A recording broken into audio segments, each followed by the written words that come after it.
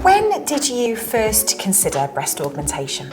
I probably initially thought about it in my early 20s, but just thought maybe that's something other people did. It wasn't necessarily for me. And what research did you find that best suited your individual needs? So did you look on the internet? Did you get recommendations from friends? I think initially I definitely did a big Google search and looked at sort of the well-known companies and people that had it done. But if I'm being completely honest, I didn't really relate to the type of people that had it done. They were all very young.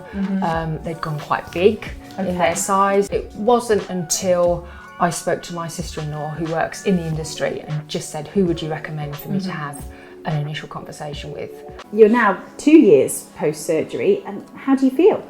Oh, amazing. It was the best decision I've ever made. So much more confident. I feel great in clothes and looking to buy different things, try different things, and going on holidays completely different.